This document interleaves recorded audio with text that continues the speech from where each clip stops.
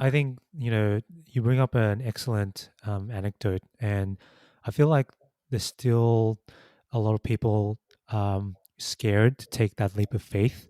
And it seemed to me that, as you described it, the idea just kept sticking with you, right? And just, you couldn't let it go, even though you tried super hard to say, okay, if this doesn't go well, but I guess it just kept coming back to you every day.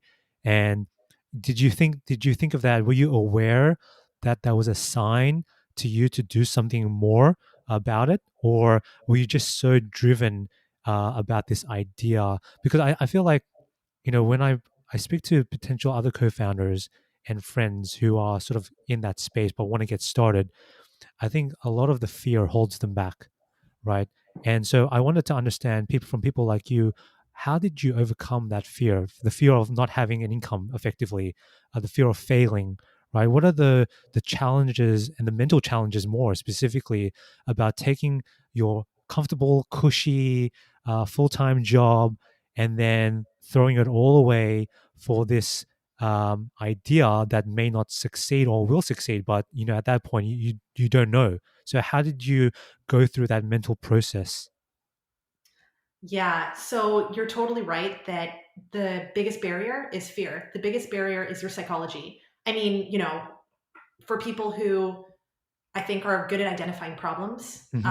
and good at identifying things that are needed in the world, um, fear is the biggest barrier because you start doubting yourself. You start getting nervous about, taking that step. You're hesitant.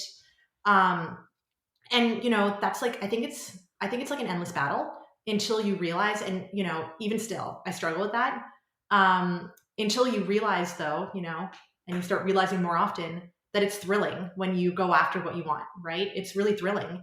Hmm. And the best part of it is, when you're going after what you want, it's usually because you're working with people and you get to know people, and that's like the best part of life, but it's like it's so easy to be like scared of that.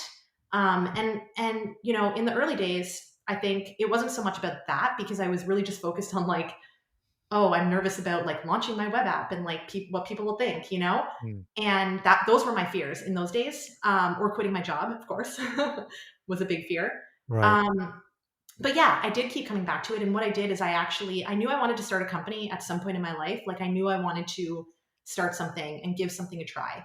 And so I did like write down like, here are all my ideas. And I just kept coming back to this one. And it was just something that I realized I just couldn't shake because I knew how badly, other engineers like me needed it. And it was one of those things where I just figured, someone needs to do this, and this doesn't make any sense how engineers are designing today. And someone just needs to do it. And so I think that's what gave me the conviction to do it. And of course, it was nerve wracking. But again, it goes Hmm. back to sometimes you just need to burn the ships behind you and do it. And of course, I also think there's value in planning, but I also think sometimes there's value in having conviction and belief in your ideas, even when it's totally irrational. If you know, if you're able to approach it and analyze the situation in such a way that you have conviction and that it makes sense, logical sense.